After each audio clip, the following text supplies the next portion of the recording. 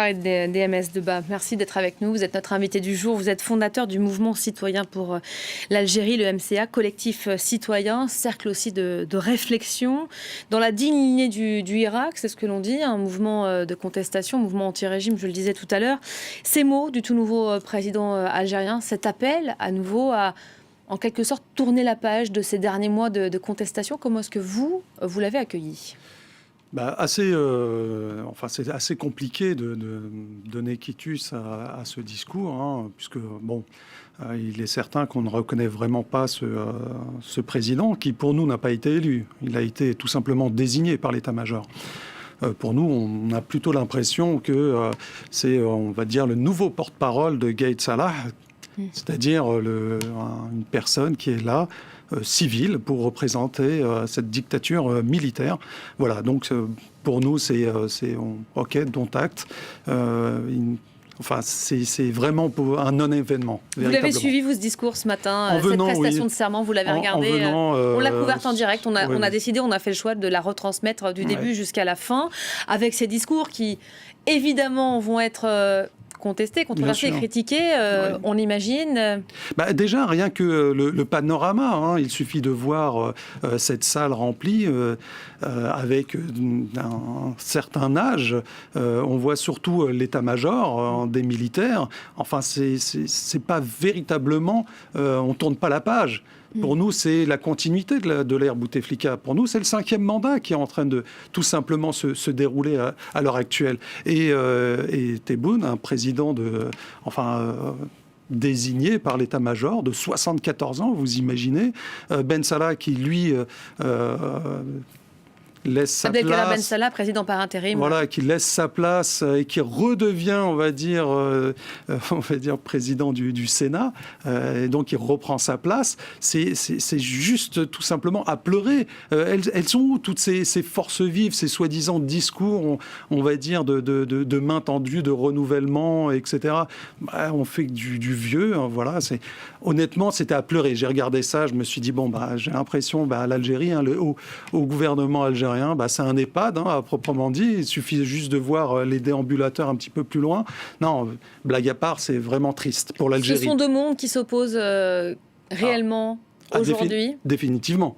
Définitivement. Il suffit de voir la rue qui ne désemplit pas. Et puis au-delà de ça, certains médias titrent un président très très mal élu. Et c'est le cas, puisque il y a eu des chiffres qui ont été avancés, notamment sur l'élection, mais déjà l'élection qui a été totalement désapprouvée par la majorité des Algériens. 60% de boycott selon les chiffres officiels. Voilà, selon les chiffres officiels, parce qu'il faut remettre ça en perspective, parce que si on fait un petit peu le calcul, le corps électoral algérien, c'est 24 millions et demi d'électeurs, 60% d'abstention selon les chiffres officiels, ça nous... Voilà, on va dire que 58% pour Tebboune. Donc, on va dire qu'il est à moins 5 millions d'électeurs qui auraient voté pour lui. À peu près 20%, oui. Voilà, mais ils étaient où, ces partisans? Elles étaient où, la clameur, on va dire, de tous ces électeurs qui ont voté Tebboune? Ils étaient où? C'est presque 8 millions d'électeurs dans les bureaux de vote. Mais nulle part. Ça a été c'est clair et net. Pourquoi il n'y avait pas d'observateurs extérieurs? Pourquoi les bureaux de vote étaient fermés comme ça? Y compris France 24 qui n'a pas pu couvrir cette élection comme elle le souhaitait, même parce que nous l'avons couverte d'ici, évidemment, avec nos moyens en interne. La rue, aujourd'hui, observe une forme de trêve, de silence. En cette journée, elle s'est donné de nouveaux rendez-vous demain, comme chaque vendredi, comme c'est le cas depuis 10 mois. Oui. Est-ce que vous pensez qu'il y aura peut-être encore plus de monde maintenant que le président a pris ses fonctions? Il y a quelque part, on va dire qu'on s'y attendait. Hein, c'était tout simplement le déroulé prévu par l'état-major. Donc le Hirak va continuer à amplifier ses mobilisations. Maintenant, il sait qu'il y a un autre enjeu qui commence à se dessiner, c'est-à-dire véritablement la désignation de représentants, chose qu'il n'avait pas fait jusqu'à présent. La désignation pour justement pouvoir peser face à un état-major totalement sourd qui nous a imposé un président qui ne représente que lui-même, on va dire. Donc même, il faut voir aussi la presse à l'international.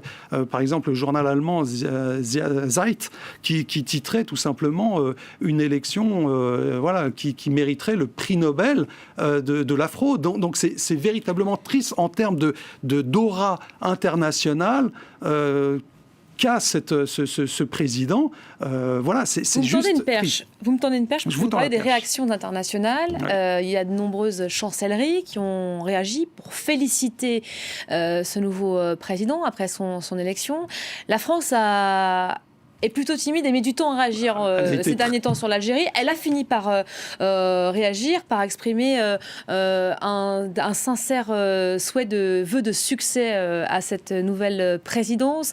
Comment ça a été accueilli, cette réaction, ce positionnement français? Il semblerait que déjà par rapport aux termes exacts utilisés, relayés par la presse... Il y a eu deux versions qui sont opposées, qui se sont déjà opposées, donc déjà ça pose problème. C'est-à-dire qu'au niveau de l'international, ils sont véritablement prudents, mais c'est normal.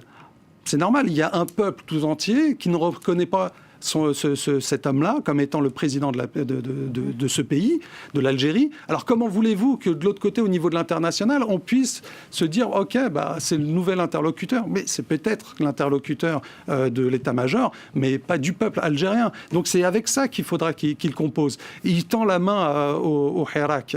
Ok, d'accord, mais maintenant il faudrait des actes forts, notamment libérer les détenus d'opinion. Ça, c'est déjà le b.a.-ba. C'est la chose qui va faire. Et d'ailleurs, je pense que pour calmer la rue, c'est ce qui risque d'arriver. Est-ce que vous entendez le risque qui pèse aussi sur ce mouvement de contestation, je le répète, pacifique depuis maintenant 10 mois, et ça c'est inédit en soi, une réussite évidemment dont peut se féliciter le mouvement. Est-ce qu'il n'y a pas un risque justement qu'il se radicalise et surtout que la réponse en face se fasse sentir, réponse plus forte encore qu'elle ne l'est déjà? Il y a eu déjà des représailles, beaucoup de représailles, notamment... C'est pour ça que je dis plus forte encore qu'elle ne l'est déjà. À Oran, il y a eu des éborgnés, il y a eu beaucoup d'arrestations, beaucoup de gazage. La répression est là, mais on a peur de ça, justement. Mais ça risque de continuer et de s'amplifier. Je ne le souhaite pas. Mais face à une population totalement prête à continuer le combat, quelle réponse peut avoir l'état-major ? Sincèrement, à part la répression. Ils ne veulent pas répondre aux préoccupations du Hirak, c'est-à-dire on les dégage tous. C'est véritablement une vague de dégagisme que l'Algérie a envie d'avoir au niveau des plus hautes sphères, un petit peu ce qu'on a eu en France. Donc, tant qu'il n'y a pas, on ne répond pas à cette revendication légitime du peuple algérien, la rue va continuer à se remplir de manifestants. Et on regardera évidemment demain attentivement la réaction de la rue algérienne, comme chaque vendredi. Merci beaucoup Farid Emmez Debba d'avoir été notre invité du jour en cette journée d'investiture, prestation de serment du président algérien. Vous restez évidemment à nos côtés. On se retrouve dans quelques instants, juste après une courte page de pub. À tout de suite.